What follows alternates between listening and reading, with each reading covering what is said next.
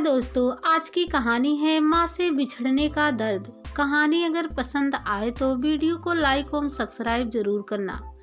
किस बात की बेचैनी है, सब तो है तुम्हारे पास। हालांकि सरगम ये सब मुझे हंसाने के लिए कह रही थी, लेकिन ये बातें मुझे इस समय अच्छी नहीं लग रही थी। मेरा मन फूट फूट कर रोना चाह रहा था, जिसका कारण वह खुद भी नहीं समझ रहा था। अचानक से हुई तेज बारिश ने शहर की सड़कों को पानी में डुबो दिया था। उस पर ये ट्रैफिक घर पहुंचने में बहुत देर हो जाएगी। बच्चे इंतजार कर रहे होंगे।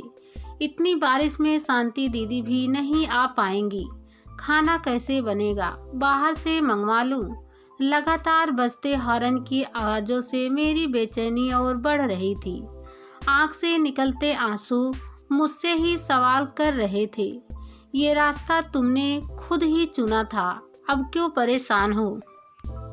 तुमको ही तो अपनी माँ और जैसी जिंदगी नहीं जीनी थी, एक महत्वहीन जिंदगी जिसका कोई उद्देश्य नहीं था। माँ को हमेशा मसालों की गंध में महकता देख तुम ही तो सोचती थी कि माँ जैसी कभी नहीं बनूंगी।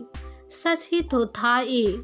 चाची की कलफ लगी साड़ियाँ, उनके शरीर से आती भीनी खुशबू, चाचा का उनकी हर बात को मानना और चचेरे भाई बहनों का सबसे अच्छे इंग्लिश स्कूल में पढ़ाना, सब कुछ उसे अपनी और माँ की कमतरी का एहसास दिलाता था।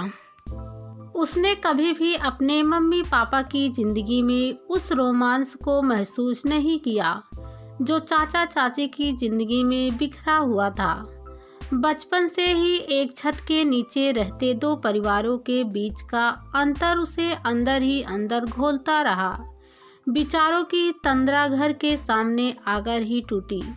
गाड़ी पार्किंग में खड़ी कर मैं बदहवास सी अंदर गई। वैभव अब तक घर नहीं आए थे।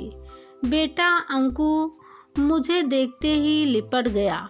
बेटी मुझे देखकर अपने कमरे में चली गई। मैंने अंकु को पुचकारते हुए पूछा, भूख लगी है मेरे बेटे को? अंकु ने नहीं में सिर हिलाया। मेज पर रखी प्लेट में ब्रेड का एक छोटा टुकड़ा रखा हुआ था। मुझे लगा कि वैभव ने बच्चों के लिए कुछ ऑर्डर किया होगा। तब तक अंकु ने कहा, आज दीदी ने बहुत अच्छा सैंडविच बनाया था मम्मा। अवनी ने, हाँ मम्मा, पहले तो बस ब्रेड बटर ही देती थी, लेकिन आज सैंडविच बनाया। अंकु के खिलौनों को समेटती हुई अवनी के कमरे की तरफ गई। मोबाइल पर तेजी से चलती उसकी उंगली मुझे देखकर थम गई थी। मैंने अवनी को पुचकारते हुए अपने सीने से लगा लिया। मेरी गुड़िया तो बहुत समझदार हो गई है, सैंडविच बनाने लगी है। अवनी ने खुद को अलग करते हुए कहा, ये आपका परफ्यूम, और अब मैं 13 साल की हो गई हूँ। आप घर में नहीं रहेंगी तो इतना तो कर ही सकती हूँ। इतना अटपटा जवाब, ऐसे क्यों बात कर रही है मुझसे? अरे रोज तो शांति दीदी शाम को आ ही जाती हैं। तब तक वैभव की आवाज आई, अरे आज हमारी रानी साहिबा रसोई घर में, कहीं सपना तो नहीं देख रहा हूँ मैं? उनकी मुस्कान ने मुझे फिर से सामान्य कर दिया।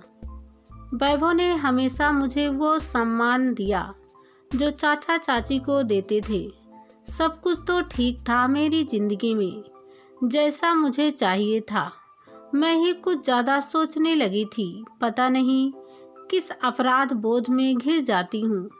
ये परेशानियाँ तो जिंदगी के साथ लगी ही रहती है। आज समाज में वैभव के नाम के बिना भी मेरी पहचान है। जब सब जिंदगी में कुछ ठीक चल रहा हो तो समझ लो जिंदगी करवट लेने वाली है। रात को 11 बजे पापा का फोन आया कि माँ की तबीयत खराब है। क्या हुआ, कब हुई, ये सब पापा ने सुना ही नहीं। पिछले 3 दिन से इतनी व्यस्त थी कि माँ से बात नहीं हुई थी। सुबह की किरणें के साथ मैं अस्पताल के गेट पर पहुंची। पापा चाचा आईसीयू गेट के बाहर खड़े थे। मैं उनकी तरफ बढ़ने लगी तो वैभव ने मेरा हाथ पकड़कर कहा, हिम्मत रखना। मैं तब भी कुछ समझ नहीं पाई। सब कुछ शांत था। माँ के पास लगे मॉनिटर के अलावा अब कुछ नहीं हो सकता है, दर्शन कर लो, कहकर चाचा मुझे अंदर ले गए।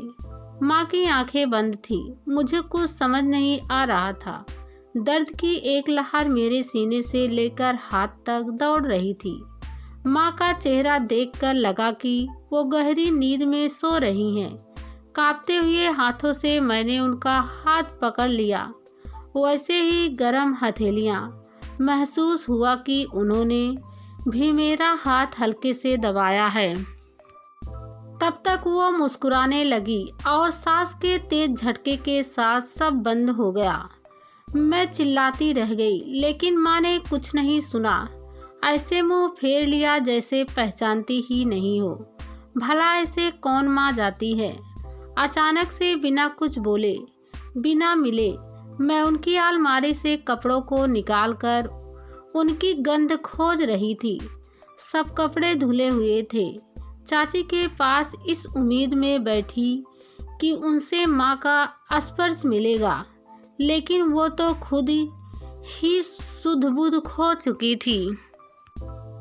अस्पताल से आए कपड़ों में उनका कपड़ा मिला जो उस दिन उन्होंने पहना हुआ था। वही मसालों की गंध जिससे मुझे चिढ़ थी, आज माँ के पास होने का एहसास करा रही थी। हर रस में एहसास दिला रहे थे कि माँ अब वापस नहीं आएगी। दोनों बच्चों के समय मातृत्व अवकाश खत्म होने के बाद माँ कुछ महीने मेरे पास ही रही थी। वैसे भी साल में 2 बार तो माँ उन दोनों के जन्मदिन पर आती ही थी। अब मेरे पास बस उन पलों की यादें ही बची थी। अवनी का जुड़ाव माँ से बहुत ज़्यादा था। 13वीं की रस्मों के बाद पूरा परिवार एक साथ बैठा हुआ था। अगले दिन सबको अपने अपने घर निकलना था। चाची की आंखें फिर से डूबने लगी। वो सुबकते हुए कहने लगी, भाभी ने मुझे मुंह दिखाई देते हुए कहा था, ये सारे उपहार तो साल 2 साल में पुराने पड़ जाएंगे, लेकिन आज मैं तुम्हें वचन देती हूँ कि मेरे जिंदा रहते तुम्हें मायके की कमी महसूस नहीं होने दूंगी। उनके चलते ही मैंने अपना पढ़ने और नौकरी करने का सपना पूरा किया। पापा, जो अब तक बिल्कुल शांत थे, उन्होंने चाची को समझाते हुए कहा कि वो देवी थी, इस घर को मंदिर बनाने आई थी, अपना काम पूरा करके चली गई। अब तुम्हें सब संभालना है। ये क्या बोल रहे थे पापा? मैंने तो उन्हें कभी माँ की तारीफ करते नहीं सुना, या उन दोनों के मोह प्रेम को मैं समझ ही नहीं पाई। माँ के जाने के बाद जिंदगी रुक गई थी। कभी लगा ही नहीं वो दूर होकर भी इस कदर मेरी जिंदगी में मौजूद हैं।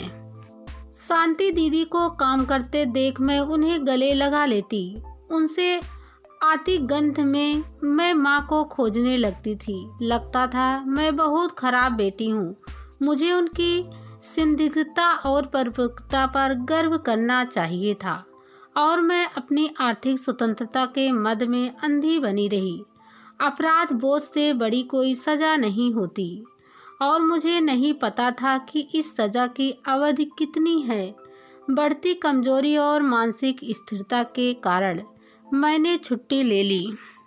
वैभव, बच्चे सब मेरी इस हालात से परेशान थे।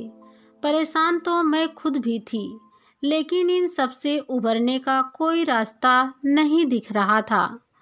पतझड़ का सूनापन नई पत्तियों की आमद से ही दूर होता है।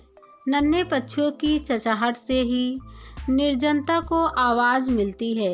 एक दिन अवनी ने मुझे अपना मोबाइल दिया और कहने लगी, मम्मा, आपको पता है कि नानी आपको कितना प्यार करती थी। आप जितना मुझे और अंकु को मिलाकर करती हो, उससे भी ज़्यादा।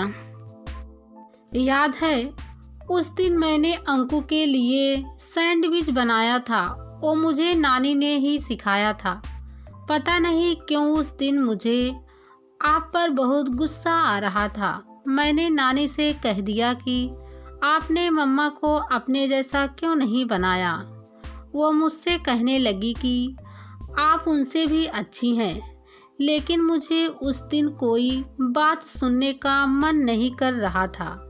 तब उन्होंने ये मैसेज मुझे भेजा था, अवनी बेटा, तुम्हें लगता है कि आभा तुम लोगों का ध्यान नहीं रख पाती। उसे भी नौकरी छोड़कर तुम लोगों के साथ पूरे समय घर पर रहना चाहिए। लेकिन ये तो गलत है ना बेटा। एक औरत जब बच्चों का छोड़कर घर से काम करने निकलती है तो वह खुद ही परेशान होती है। इस नौकरी को पाने के लिए जितनी मेहनत तुम्हारे पापा ने की थी, उतनी ही मेहनत मम्मा ने भी की है। मुझ पर घर परिवार की बहुत जिम्मेदारियां थी, लेकिन उसने मुझे कभी किसी शिकायत का मौका नहीं दिया।